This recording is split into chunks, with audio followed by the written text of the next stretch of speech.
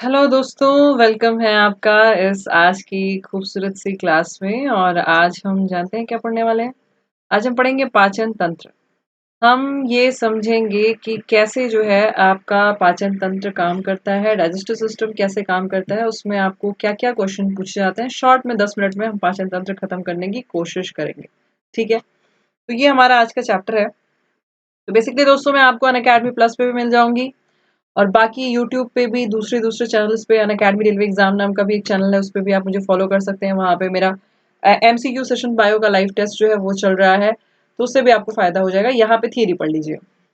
पाचन का मतलब क्या होता है? पाचन का मतलब होता है कि आप कोई चीज़ खाएँ और वो पच जाए। और कोई चीज़ खाते हैं तो बहुत कॉम्प्लेक्स होती है, बहुत जटिल होती है। पर जब पच जाता है तो बहुत छोटा पार्ट में डिवाइड हो जाता है, ठीक है? तो उसे हम पाचन के नाम से जानते हैं। यहाँ वही लिखा गया है कि पाचन क्रिया सभी जटिल अणुओं को तोड़ने को कहा जाता है। जितने भी आप कॉम्प्लेक्स चीज़ें खा रहे हैं, उन्हें तोड़ करके छोटे-छोटे पार्ट में डिवाइड करना पाचन कहलाता है। दोस्तों पूरा पाचन आपका 2 भागों में विभाजित है। एक भाग को हम कहते हैं आपका पूरा एलिमेंट्री कैनाल, जिसमें कि आपके सारे अंग आ जाते हैं, और दूसरा आपकी जो ग्रंथियाँ हैं, जो डाइजेस्टिव ग्लैंड्स हैं, वो वर्क करती हैं। यानी कि आपके शरीर में कुछ ऐसी ग्रंथियाँ पाई जाती हैं जो क्या करती हैं, कुछ रस निकालती हैं आपके शरीर में ऐसा, और उस रस के कारण चीज़ें आसानी से पच जाती हैं। ग्रंथि क्या होता है? ग्रंथि शरीर का वह भाग है जो किसी भी खास तरीके का हार्मोन निकालेगा, और कभी-कभी कुछ ग्रंथियाँ एंजाइम भी निकालती हैं। तो ये हार्मोन और एंजाइम हमारी शारीरिक प्रक्रिया को आगे बढ़ाने में मदद करता है। दोस्तों हमारा जो पूरा पाचन तंत्र होता है ना, उसमें जो आपको यहाँ पे दिख रहा है, ये सारी चीज़ें पाई जाती हैं। यानी कि आपके पाचन तंत्र में दोस्तों मुख गुहा होता है। आप सबसे पहले मुँह आता है जिससे आप खाना चबाते हैं।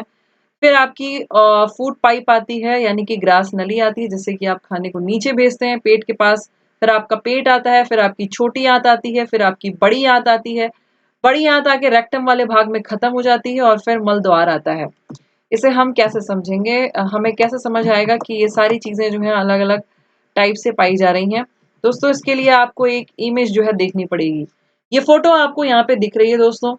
आपके मुख गुहा का यह भाग बक्कल कैविटी कहलाता है, जो यहाँ पे आपको दिख रहा है। ये भाग आपका मुख गुहा है, ठीक है? पूरी मुख गुहा है।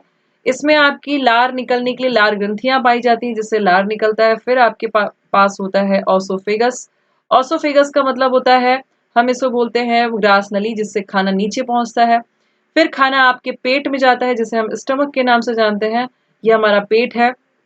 उसके बाद दोस्तों आपका भोजन पेट में जो खाना रहता है उससे लगे हुए आगे बढ़ता है और छोटी आंत की तरफ जाता है। यहाँ पे छोटी आंत भी आपको नजर आ रही है, ये छोटी आंत है।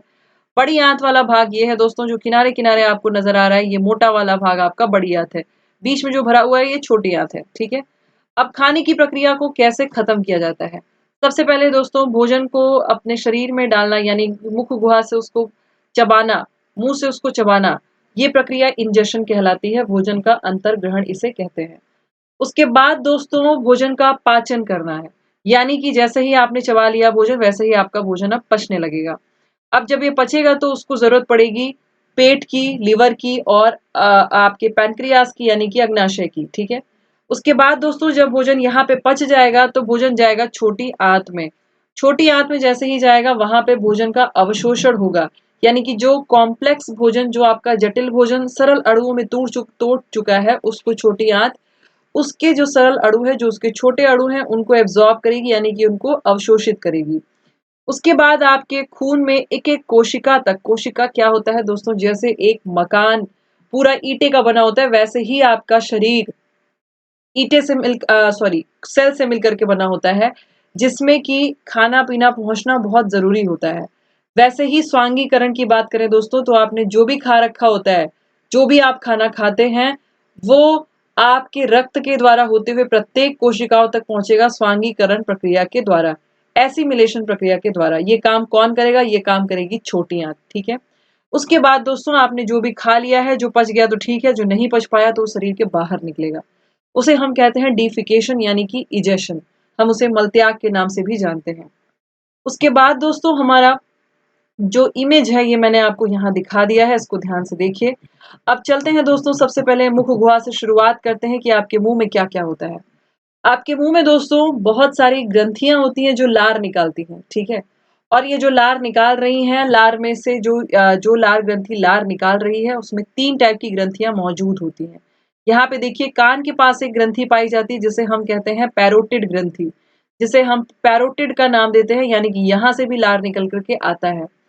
उसके बाद दोस्तों जो आपका जबड़ा होता है, जबड़े के पास, निचले जबड़े के पास भी एक लार ग्रंथि होती है, यहाँ से भी लार निकलता है।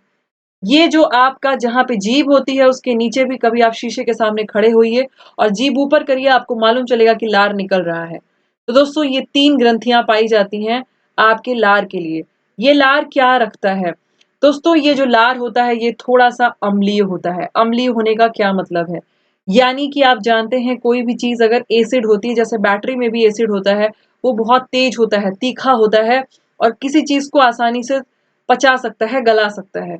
समझ लीजिए कुछ उसी तरीके का हिसाब किताब अब आपके लार में भी है। हालांकि लार में जो आपका काम करने का तरीका होता है वो बैटरिक एसिड जैसा नहीं होता है, पर ये हल्का सा अम्लीय होता है, हल्का सा एसिड ये भी होता है, लार भी होता है। इसका मतलब ये कतई नहीं है कि आप किसी के ऊपर थूक देंगे तो उसका मुंह जल जाएगा। इसका मतलब सिर्फ ये है कि आपके जो भोजन आपने किया है उसका बैक्टीरिया मार देगा और आपके भोजन को पचाने में मदद करता है। दोस्तों आपका भोजन में सबसे ज्यादा कुछ आप खाते हैं तो स्टार्च खाते हैं, यानी कि कार्बोहाइड्रेट खाते हैं। अब जो आप कार्बोहाइड्रेट खा रहे हैं उसको तोड़ना बहुत जरूरी है। तो सबसे पहले उसको तोड़ने के लिए आपके मुख गुहा में, आपके मुंह में जो लार था उसमें एक एंजाइम होता है। एंजाइम क्या होते हैं दोस्तों? एंजाइम एक ऐसा लिक्विड होता है, एक ऐसा तरल होता है जो हमारे शरीर में जगह जगह बहुत सारी जगहों पे पाया जाता है। इसका काम यही होता है कि कोई भी काम हो रहा है, कोई भी अभिक्रिया चल रही है आपके शरीर में, उसको फास्ट कर देंगे, उसको और आसान बना देते हैं। अलग अलग अंगों में अलग अलग एंजाइम का यूज होता है। वैसे ही आपके लार में टाइलिन नाम का एक एंजाइम होता है जिसे हम सलाइवरी अमाइलेज यानी कि लार में पाए जाने वाले अमाइलेज के नाम से भी जानते हैं। ये करेगा क्या? आपके कार्बोहाइड्रेट को तोड़ देगा, यानी कि आपने जो भी कार्बोहाइड्रेट खाया है उसके स्टार्च को ब्रेक करता है, उसको तोड़ता है, उसको शुगर में परिवर्तित करेगा।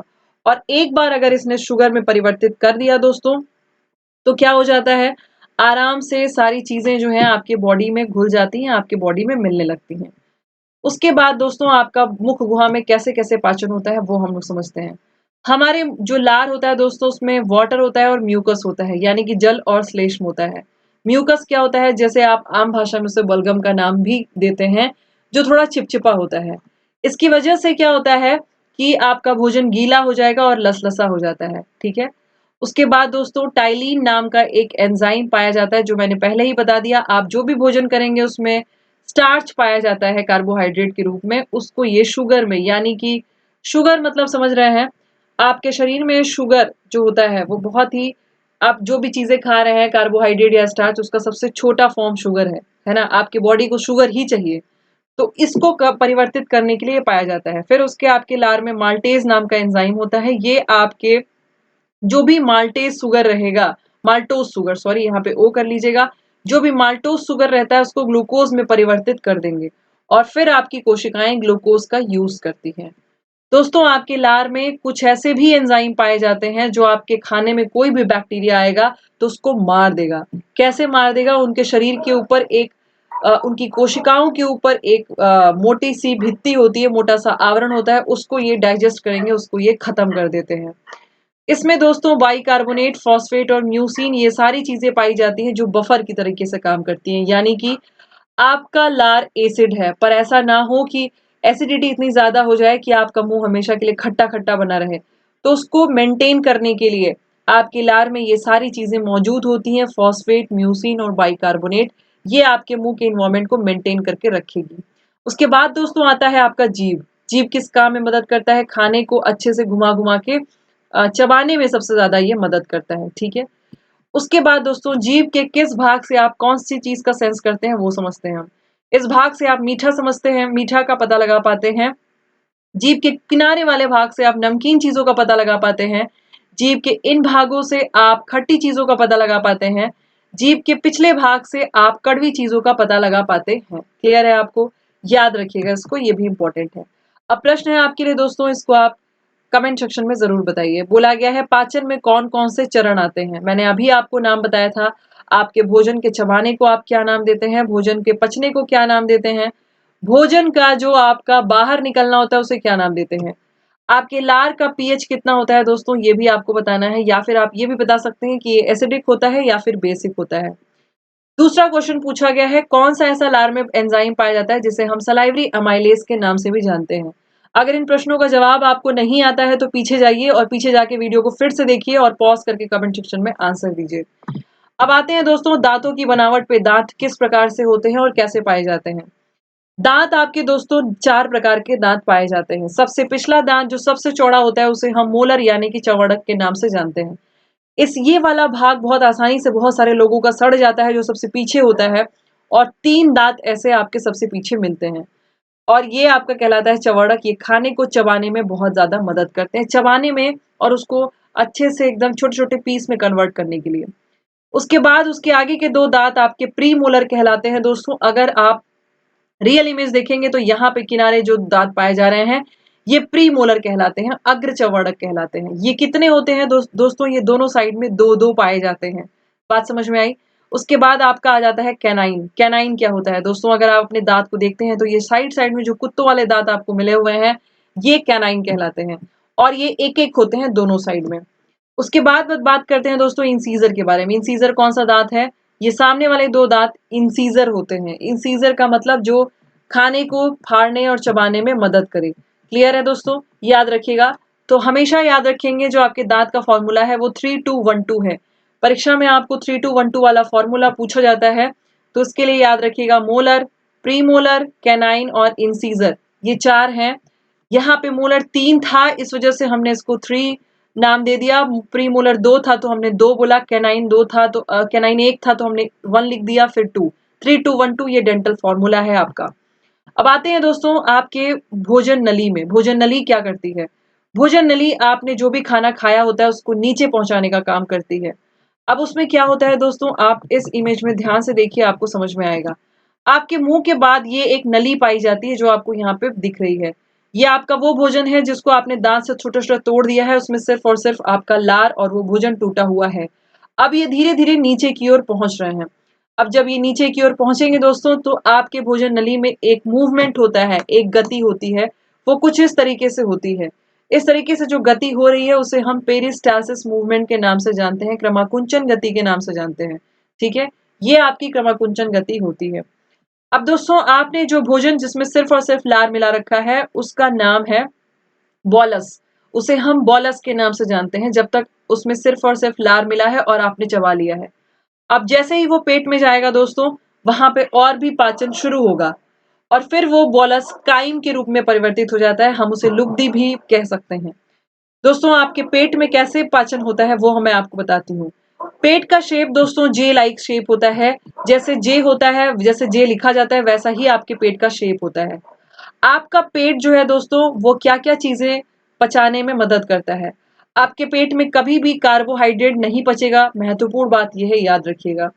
आपके पेट से एक गैस्ट्रिक जूस निकलता है जिसका काम होता है जो 97 से 99% म्यूकस और सॉल्ट रखता है, यानी कि बलगम और नमक कंटेन करके रखता है। ये क्या करेंगे, आपके भोजन को छोटा छोटा तोड़ने में मदद करते हैं। आपके पेट से HCl निकलता है, ये भोजन के सारे बैक्टीरिया को किल कर देते हैं।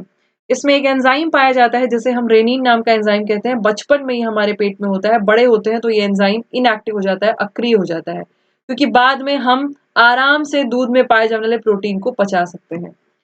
दोस्तों उसके बाद पाया जाता है गैस्ट्रिक लाइपेज, यानी कि आपके पेट में पाए जाने वाला जो लाइपेज है ये क्या मदद करेगा, आपके वसा को पचाने में मदद करता है। तो बेसिकली आपके पेट में क्या क्या चीजें हैं, गैस्ट्रिक जूस है जो कि म्यूकस और सॉल्ट रखता है, भोजन को छोटा छोटा तोड़ेगा। HCl है जो भोजन के बैक्टीरिया को तोड़ेगा। रेनिन है जो दूध में पाए जाने वाले केसीन प्रोटीन को तोड़ेगा। गैस्ट्रिक लाइपेज है जो आपके शरीर के फैट को यानी कि वसा को तोड़ेगा। दोस्तों जैसे ही आपका पेट खत्म होता है छोटी आंत का पहला भाग शुरू हो जाता है। छोटी आंत के पहले भाग को हम ड्यूडेनम कहते हैं, यानी कि ग्रहणी कहते हैं। अब दोस्तों आपका भोजन जो पेट में था वो ग्रहणी की ओर बढ़ेगा, और ग्रहणी की ओर बढ़े और वहां से वापस ना आए उसके लिए एक वॉल्व होती है, एक दरवाजा टाइप का होता है जिसे हम पाइलोरिक वॉल्व कहते हैं। आपके शरीर में कहीं भी वॉल्व अगर पाई जाती है तो उसका मतलब यही होता है कि वो एक दरवाजा है। जो आपके घरों में प्राइवेसी के लिए दरवाजा लगाया जाता है कि अगर कोई व्यक्ति को आपने धकेल के बाहर कर दिया तो बाहर ही रहेगा, नहीं आ सकता वापस। वैसे ही शरीर में होता है, वॉल्व है, वॉल एक बार बंद हो गई तो कोई चीज वापस नहीं आएगी, बैक नहीं आएगी। तो भोजन आपके पेट से छोटी आंत में चला जाए उसके लिए, यानी कि छोटी आंत के पहले भाग ड्यूडनम में चला जाए, उसके लिए पाइलोरिक वॉल्व मौजूद होती है। समझ में आई बात आपको? अब दोस्तों ये देख लेते हैं किस तरीके से आपका भोजन जो है वो आपके पेट में पचता है। आपके पेट में दोस्तों हमेशा आपने खाना खाने के बाद सुना होगा गुड़गुड़ गुड़गुड़ की आवाज आती है ना? वो आवाज जो होती है वो कैसे आती है? आपके पेट में 2-3 वेव्स चलते हैं, 2-3 जो है धाराएं टाइप की, खाना ऊपर नीचे होता है और उसको बहुत अच्छे से पचाने की कोशिश करी जाती है। ठीक है? अब दोस्तों क्या होता है, आपके पेट में भोजन 3 से 4 घंटे तक रह जाता है। इसीलिए हम कभी भी कोई खाना खा लेते हैं तो 3-4, अगर अच्छी मील हमने कर ली है, अच्छा भोजन ले लिया है अच्छे तरीके से, तो 3-4 घंटे बाद ही हमें भूख लगती है कि नहीं? और दोस्तों इसमें एक और एंजाइम होता है जिसे हम पेप्सिन के नाम से जानते हैं। ये आपने जितना भी प्रोटीन खाया होगा उसको तोड़ने का काम करेंगी, उसको पेप्टोन के रूप में परिवर्तित करने का काम करने में मदद करती हैं। अब दोस्तों ये सब क्वेश्चन अगर आप भर लेते हैं तो बहुत ही अच्छा रहेगा। आपको बताना है ऑसोफेगस में कौन सी क्रिया के द्वारा भोजन फिसलते हुए नीचे पहुंचता है। आमाशय में भोजन कितनी देर तक रहता है, उसकी दीवार में कौन सी ग्रंथि होती है जो जठर रस को निकालती है। आपके पेट में हाइड्रोक्लोरिक एसिड का काम क्या होता है। रेनिन नाम का एंजाइम किसको पचाने में मदद करता है। पेप्सिन नाम का एंजाइम किसको पचाने में मदद करता है। दोस्तों ये सारे प्रश्न यदि आपको आ रहे हैं तो बहुत अच्छी बात है, आप आगे बढ़ सकते हैं, वरना फिर आपको वीडियो पीछे करके देखना पड़ेगा। उसके बाद दोस्तों हम लोग लिवर के बारे में बात करेंगे अपनी नेक्स्ट वीडियो में। लिवर कैसे काम करता है और अग्नाशय कैसे काम करता है, छोटी आंत कैसे काम करती है, बड़ी आंत का क्या काम होता है, ये हम अपने नेक्स्ट वीडियो में पढ़ेंगे। मिलते हैं अपने नेक्स्ट वीडियो में, तब तक के लिए थैंक यू सो मच।